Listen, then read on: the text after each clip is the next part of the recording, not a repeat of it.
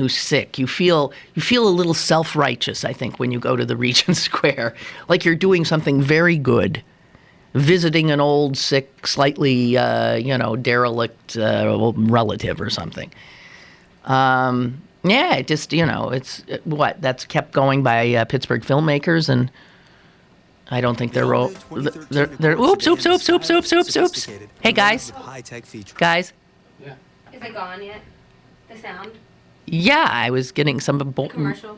Yeah, somebody was talking in my ear. Okay. Okay, so we're up again. Up? Kinda?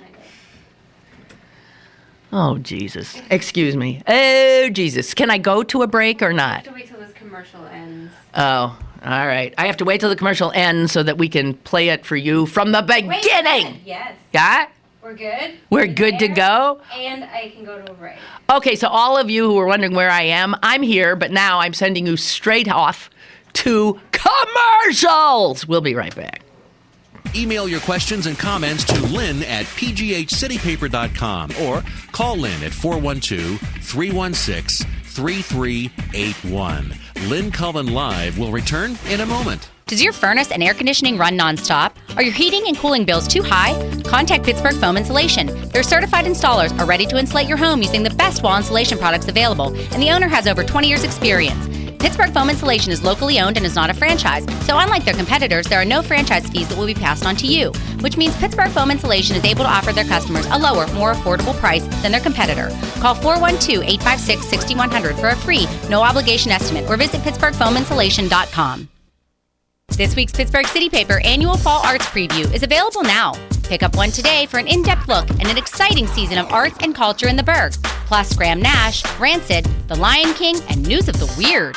Pittsburgh City Paper available at over 1,700 locations throughout Western Pennsylvania and on the web at pghcitypaper.com and on your smartphone with GPS-enabled listings at citypapermobile.com. This is Les Ludwig, an independent candidate for mayor of the city of Pittsburgh. I ask for your vote on November 5th, and here's why. Some candidates play politics. I stand for a secure position in regards to fracking, one that's based on my background as a food technologist and opportunities that were presented in my lifetime in the dairy industry when I was a food chemist for the United States Army in Washington, D.C., and the dairy products literally stunk. Someone had to go ahead and take a stand. I did the chemistry, and I stood tall. What are we doing here with fracking? We have a fight between money and public safety. No one has defined clearly where the danger level is in the distance from the wells. Until we take the moratorium for 3 years and find out what that answer is, I have to stand on the side of public health, not on the side of $500 million of money. It's a mistake, because when we poison our water, we literally sentence ourselves to big trouble. I ask you for your vote and the question of standing tall when it comes to making a decision about fracking. Let's keep Allegheny County and its citizens safe. I thank you. Have a question or an opinion? Call Lynn Cullen at 412-316-3381 or email lynn at pghcitypaper.com. Now, more with Lynn Cullen Live. Hello. So we're here. Just a word to the wise. My understanding is when you try to get the show and you're not getting us, often if you simply click on audio only, is that what it says? You will at least get audio. When something goes down, it's invariably the stream that gives you video and audio. And so if you're not getting sound or picture, there's usually sound, but you've got to double back and go back to the City Paper website, pghcitypaper.com, and do audio. You just click on that. That's the choice for people who don't want to look at me, I'll listen to her, but I'll damn well not watch her, too. It's too much. Oh, excuse me. Did you hear that? Was that like Tom? Oh, man. I'm blaming it on the Diet Coke. God, that was an interesting. It wasn't a belch. It was that because that didn't come out. It was like this, some amazing, and there again, some kind of scientific thing happening in my very own body, which I do not comprehend. And nobody has told me. I'm wondering if they got that ship up, or if it's working, or we're just not covering it because we're so into the latest shooting nonsense. And what else? Oh, this quote that I came across that I love it. And I want to remember it, and knowing how my memory works, I probably won't. So I'm going to share it with you, and maybe some of you could remember it for me, okay? This is one of those things I think all of us would be wise to remember. Here's what it says. You wouldn't worry so much about what others think of you if you realized how seldom they do.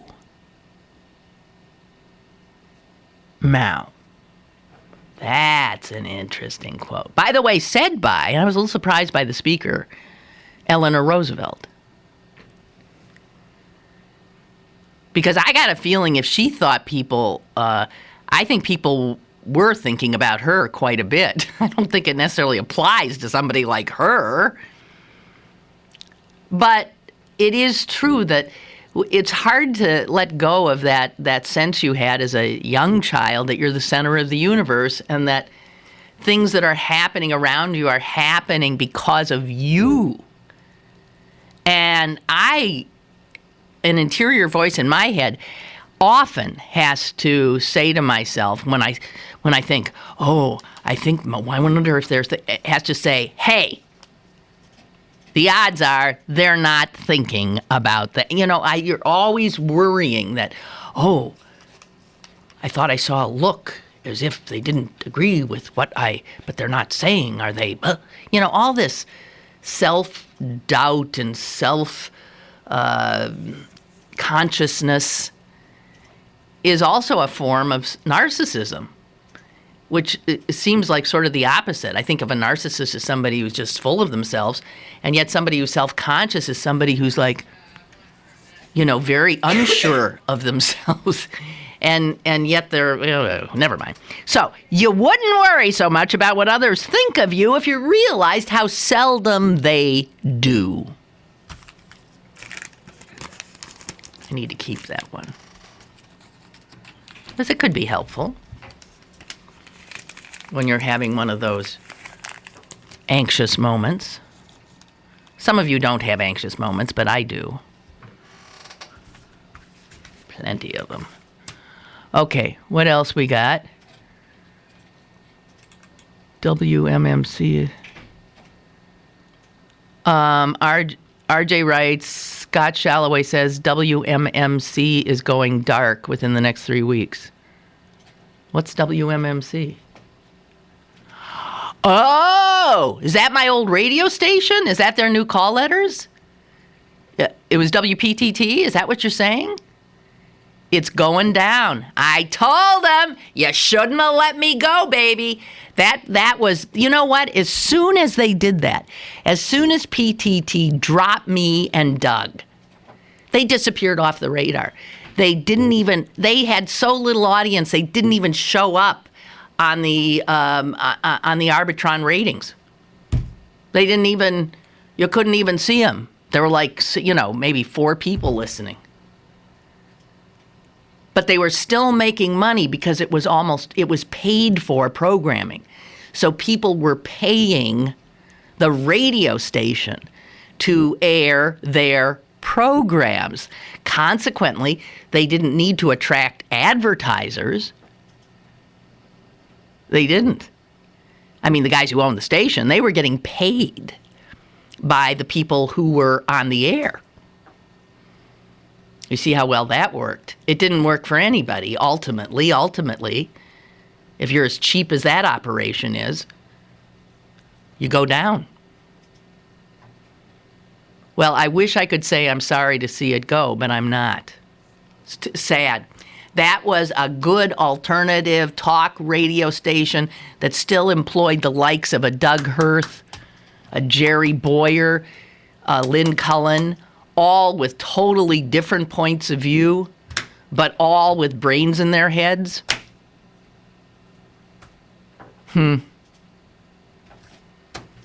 Well, I mean, I got that right? Is that their new call letters? I might be ranting and raving about a station that I don't even know about, WMMC. But because I think they changed their call letters to something that had to do with money, money, W money gone, money. Where is it? Money. Down the tubes. Anyone want a little AM radio station? Man, I wish I had the dough. I'd buy it. Could we populate a great radio talk station? Hey, hi. Hey, yeah, you ain't shitting you could, but that station's not available. It was donated to a religious group. Oh, so they get to write it off. Exactly. Oh, no. Brilliant. They robbed it blind, and now they're going to make more money That's off just, the court. Tony. That's the owner. Oh, man. So anyway, but I'm upset because I listen to Scott Calloway on Sundays, Birds of Nature. And so he was still there. They were still carrying that show. Yeah, he was still there. So he has, I think, he's hoping he has one more show, one or two more shows, and then he's gone. But he's available on internet broadcast Saturday mornings. So okay, so now wait.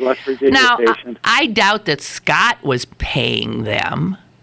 I wonder if they were paying. Well, he had lots of advertising. That's what it was. He brought in some advertising, and yeah, he had lots of like Birds Unlimited or whatever that is. Whatever those bird places are in Pittsburgh that sell wild bird stuff, right. And he advertised for a larger manufacturer of bird stuff that was a wholesaler that you could ask those places to get. And yeah, he had it, and he did. He had a pretty good sales thing going on. Scott, it was for people who don't know. Scott Calloway his degree is in. What do you think? I mean, he's a doctor. He's a doctor, I believe, of ornithology. Ornithology. He's a bird guy, but he knows all this stuff about nature and it's not just birds he knows about. He's a fascinating guy. I think he wrote his doctorate on. Well, maybe not his doctorate, but he did an extensive study of the biology of hedgerows. And all the little bugs and birds and mammals that live in hedgerows, and how they're kind of its own independent little environment kind of thing. There's a bush near a friend's house that is literally a universe populated throughout the winter and summer by, it seems to be, 1 million little birds living in it. Sure, well, that's the importance of hedgerows. That's why he did a study on it, and that's why he encourages people to plant hedgerows, because they do give that cover. And they not only give the cover for birds, I mean, it's even to the extent where, that's like I'm talking to him on Birds of Nature now. You can even, if you cut branches and things, just leave branches laying, and they have somewhat of the same effect of just being a pile. It's kind of like, for the birds, it's kind of like a little barbed wire thing that they can get into that predators can't get into and attack them. One thing I think I learned from him, because I would listen to his show, although when I left that station, I just never thought about it again. But someone said to me the other day why I hadn't trimmed these now dead flowers that I had in my front yard, and I said, because the birds, and I've learned this from him, you leave them there because the birds will, eat from them. Sure, a lot of those flowers have seeds that once they die, the seeds are still on the head. Right. And then they can come and pick. Yeah, I leave most of mine until you can either look at them and see, or you can wait till the end of the very, very late in the fall and then clip them all. But Gee, so yeah, he's still on. He's on Saturday mornings. I haven't listened to the show, but I will now. He's on an AM station in West Virginia, which we can't get here, but you can get the live broadcast on the internet. It's 1370. I think it's Wheeling. So if people, and he still writes a column in the Post Gazette and things like that. And he's, yeah. But Well, yeah, again, that was a great station. And well, see, but that's what we're talking about. That to have a station that would have all different kinds of information, personalities. This is what AM radio did. And it's dead. It's just dead and dying. And a lot of it has to do with the greed of owners.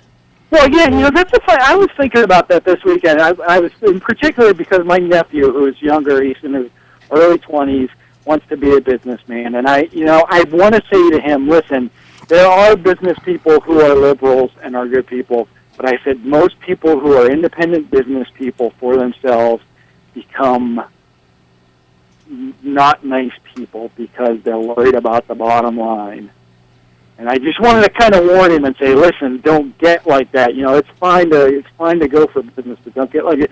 And is that the case? I mean, is that why there is no liberal AM station? Because you tell me. Hey, you know what? Conservatives are the business people who are starting businesses, and it's the bottom line, and they know what sells. And I don't know. I do know that it made the owner of. By the way, I've just gotten an email. Saying that the call letters of the station that Scott's on and I was on was changed to WMNY, money. Yeah, WMNY. Yeah, exactly. Well, but the person who said that the email I got that prompted this whole conversation, the subject line is WMMC is going dark. So is it conceivable we're talking about two different stations? No. It's WMMY, formerly WPCT. Yeah, I listened to Scott yesterday. He did a whole. Okay. He talked about it all yesterday. So it is MNY. Well, it was one of those deals that you've experienced where he's on it from 12 to 2. He came on at 12, made the announcement, and then the rest of the 2 hours were people calling in and saying, "Oh, I'm so sorry. We're going to miss you." So except for the interview with a woman from the National Aviator who brought a talking parrot in. So. Oh, jeez. Yeah, all right, Lynn. Thanks. Thank you. Thank you. Bye. Damn. Well, this is interesting. This is happening today because after the show, I'm being interviewed by a reporter from the Post Gazette who called me because she said they're doing something on radio. And I thought, geez, how sweet of them to still include me, since I'm not on the radio. I'm on the internet. And I wasn't quite sure. Well, I'll find out why they're being so liberal to include me. Or maybe they're just including me as somebody who is representative of that which is no more. I don't know. But this is an interesting coincidence. Sad. I mean, things just keep moving. And what's happened to media with the ability of just a few people to own most of the outlets, that's what happened in radio. And just destroyed it. Too bad. And AM radio, too, is being squeezed because of all the gadgets and gizmos that we carry around. Again, this gets into science, which I don't comprehend, but that bandwidth that AM inhabits apparently is the same bandwidth that a lot of other, like maybe our iPhones and whatever, and so it's getting squeezed all over the place. Well, it is too bad. I mean, well, whatever. It is what it is. 2 out of 3 of the young adults starting at Harvard this fall are virgins. I find that really hard to believe. 2/3, maybe because that's why they're in Harvard. They weren't screwing around. They were hitting the books. Is that it? I'm actually glad to see that. No sense in hurrying that stuff. Not to worry. Especially when your brain and judgment development is nowhere near where, your gonad development is. Okay, I think I'm going to take a break. I don't think the show has begun yet. I'm a little confused. I haven't done anything. Nothing that I thought I was going to talk about today has been discussed. But, c'est la vie. More is on the way with Lynn Cullen Live. Go to bergbargains.com for great deals on gift cards from your favorite local restaurants, bars, museums, attractions, and shows. This week, 50% off tickets to the City Theater's Tony Award-winning play, Vanya and Sonia and Masha and Spike. Supplies are limited.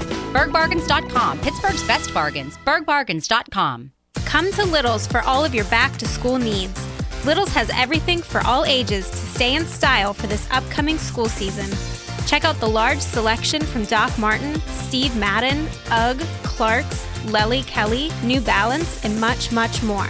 Don't forget to come visit this season's colorful handbag selection as well.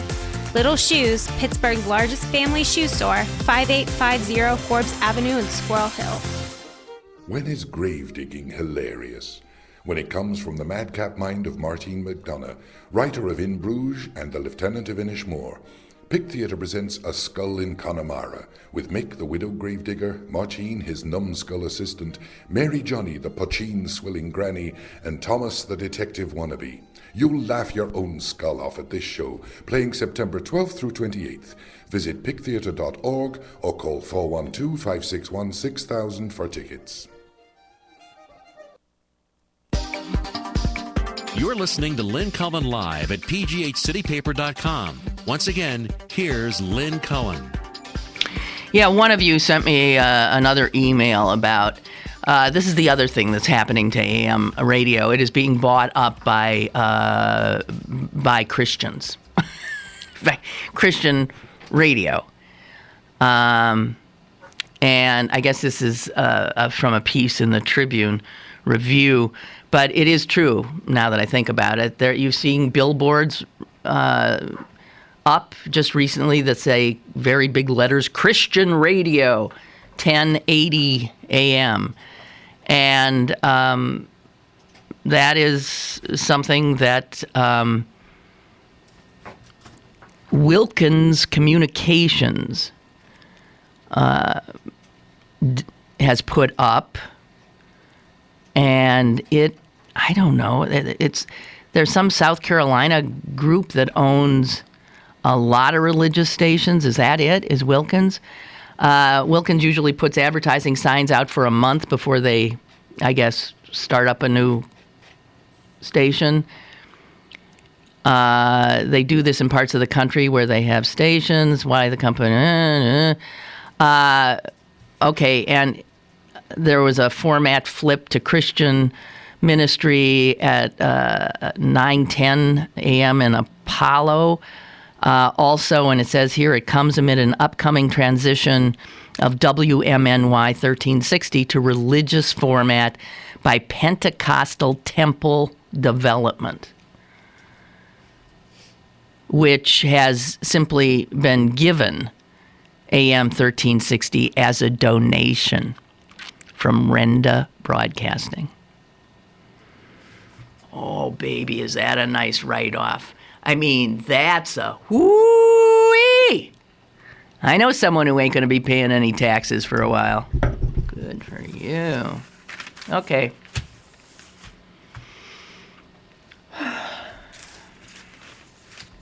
Jesus. Okay. So, continuing the silliness. Oh, no. This is not silliness. Got this from the Wall Street Journal today. It's maddening is what it is. I mean, and I don't want to talk much about it, but the House Republicans again, they've got a bill that they're trying to ram through, which would literally eviscerate the food stamp program. And you have to ask yourself, at a time when we're told that more and more people are hungry, and food pantries are seeing a demand like they've never seen it. And that's been since the recession, and it hasn't really abated much because, as we know, people can work, be employed, and still not have enough money to feed their families. So food insecurity, as they call it now, I guess hunger has become a politically incorrect word. Food insecurity is huge. And what is the Republican response to that? The Republican response is, let's cut the program that feeds the hungry. Let's cut it. And originally they'd wanted to cut something like $20 billion from it. And that didn't get anywhere. So as Republicans often do, they doubled down, literally, and doubled the cut. So now the bill that's before the Congress is to cut $40 billion from food stamps. Conservatives, it says here, are applauding the cuts. It's a big victory, said Indiana Representative Marlon Stutzman. Good God. Caller, go ahead. I'm sorry I cut you off. That's okay. It's just like SSI. They want to cut that too. 401ks don't work. They starved out the pension plans, and now they want to cut Social Security. I mean, that should be strengthened. There should be a universal pension system for everybody. Hey. But they have the wrong idea. I have a question for you. Yeah. If you're working for an employer and you have insurance, but you're only making like $30,000 a year, a little bit over $30,000 a year, will you be eligible for Obamacare? Oh, If man. it's cheaper than insurance you're paying already? You're asking the wrong person. You don't know. No, See, I do not know. way I read it, that you get subsidies. I don't know. It's real confusing. It is, and you know what? But there's going to be more and more efforts to educate us about this. I know I serve on some organizations where they're talking about really ramping up the education of their clients about what Obamacare means to them. So the information is going to be out there for you. But at the moment, I don't have. It's silly to be employed to have insurance that you can't afford when you can go get Obamacare. Yeah. I mean, it don't make sense. Okay, we'll see you. It don't make sense. Now, that could be our motto. That could be this sort of general banner of, you know, what everything sort of boils down to in terms of how we perceive the way things function. It don't make sense. It doesn't make sense. And then, so I'm reading that. Okay, so they're gonna their response to more hungry people is to cut the programs that help alleviate the hunger. Only a Republican could come up with that. It don't make sense. And then I come across this. And I think this was in the Wall Street Journal too. And it's a more scientific thing, again.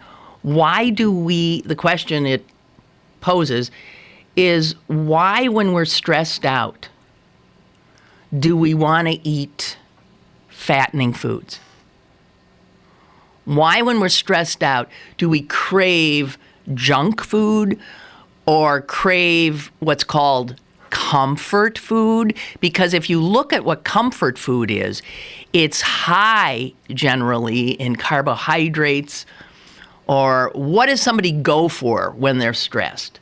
Some go for, eat an entire quart of ice cream. Others, can polish off a pizza. But there's this, incredible, and at that point, we're sort of in the thrall of our own brain chemistry. And this points out what the evolutionary reason would be for why our predecessors responded to stress by wanting to eat. And it's really, there's a lot of aspects to it, but it boils down to the fact that stress in us, the animal that is us, obviously depletes a lot of energy, because you're stressed because there's a saber-toothed tiger about to pounce on you, so you run and you survive, and your stress response is way up here, and the next thing that happens to you is that you have this ravenous desire to eat. And it's because you need to replenish what you burned off, saving yourself. Well, we don't have saber-toothed tigers now, and we live, many of us, in sort of a constant state of stress. It's not physical stress, it's psychological stress, but our body doesn't recognize the difference and reacts in the same kind of way, and it wants that replenishment, even though we don't need it. And it's not just humans who do this. Animals, all animals do. And they've tested, these poor lab rats. And a lab rat under stress will eat more and show a strong preference for high-fat, high-carb foods when they are stressed. But they say for us, living the way we live now, our stress response is sort of turned on constantly. I know mine is. And it's psychological, but our bodies, it puts our bodies repeatedly into that, what they call in here, the restocking mode.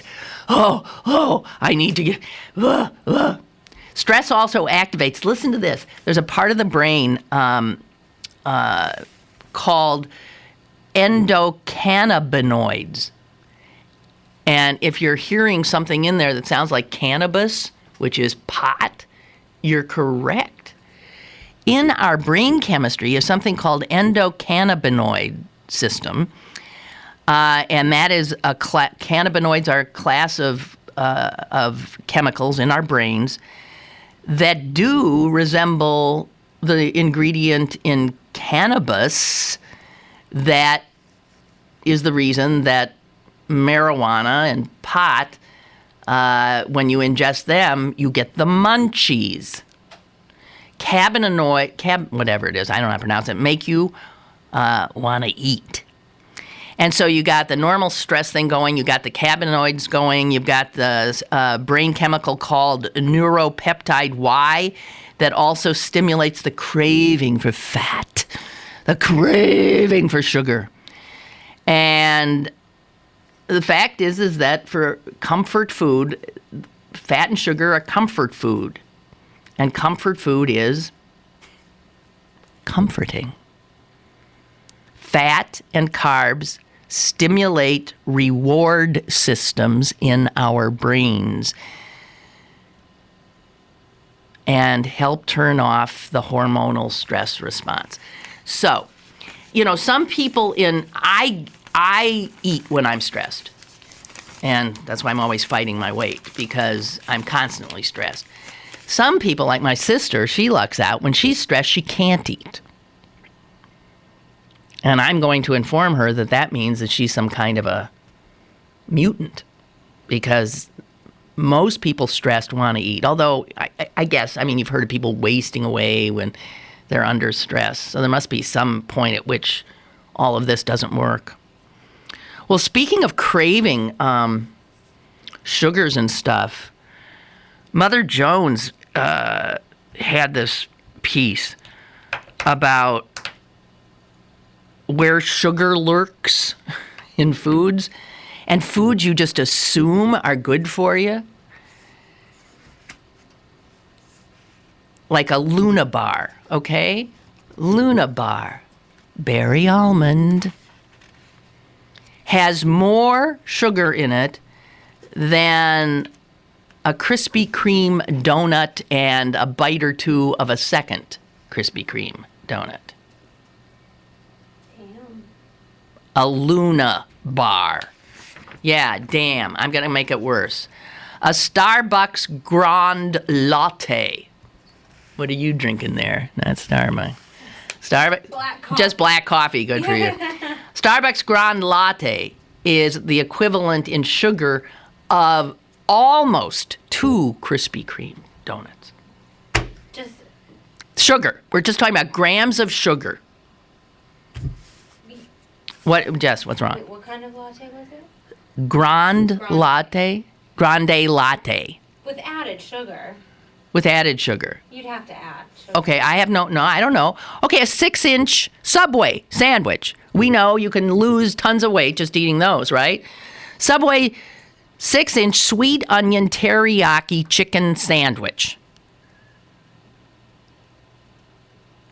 17 grams of sugar, the equivalent of 1.7 Krispy Kreme donuts. That's 8 ounces of Tropicana orange juice. 2.5 Krispy Kreme donuts in sugar. Yoplait original yogurt. 2.7 Krispy Kreme donuts, sugar. And then like 20-ounce vitamin water. You know, vitamin water, that's nice, sweet. Well, I'll tell you it's sweet. The equivalent of over 3 Krispy Kreme donuts. And you see, you feel, I'm drinking vitamin water. It is filled with all kinds of vitamins just for me. Or here's another one, Odwalla Superfood Smoothie. Mm-hmm. Now that's what somebody who's really very conscientious might ingest. It is the equivalent of 5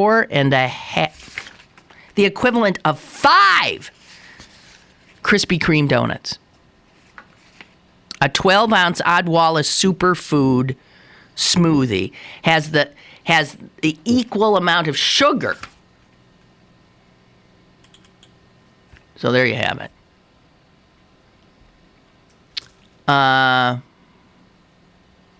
PJ writes, I thought about it after I called. WPTT switched to WMNY, but I don't know if you remember. A while ago, they changed format again back to News Talk. They did? I never listened.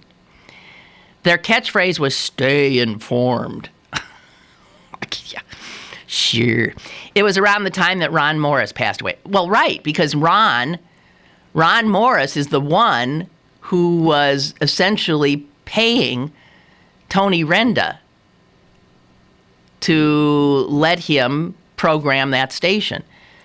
Ron Morris had lots of money, and he just, rather than attract advertisers, he gave Tony Renda rent, essentially, and then he put his programs and his friends and all of that on the station.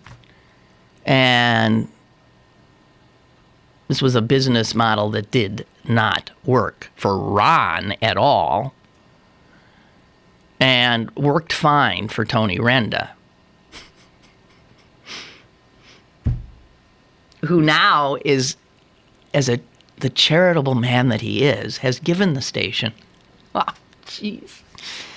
to some fervent evangelicals. Great. PJ writes, I can imagine a great AM station, Lynn Cullen, Chris Moore, Scott Shalloway, maybe even Potter, Sokolowski. Oh, well, I can dream, can't I? The People Station. And the logo could be a bleeding heart. Yeah. Well, dream on, because it ain't happening. And Ray on Harvard virgins. The 2/3 virgin total is because 9/10 of the boys skew the results. Do you think I understand that, Ray? Anytime I see numbers like that, my brain shuts down. 2/3 virgin is because 9 out of 10 of the boys. I would think there'd be more virginal girls than boys. I'm not understanding. Anyway, my time is up. So I'm leaving. Goodbye.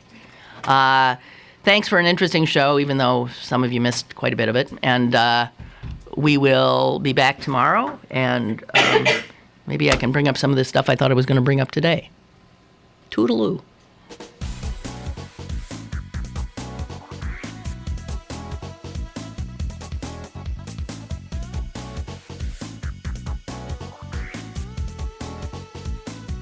Lynn Cullen Live, Monday through Friday from 10 a.m. to 11 a.m. and archived at pghcitypaper.com. The opinions expressed on Lynn Cullen Live are those of the host and do not necessarily reflect the viewpoints of Pittsburgh City Paper, Steel City Media, and its advertisers.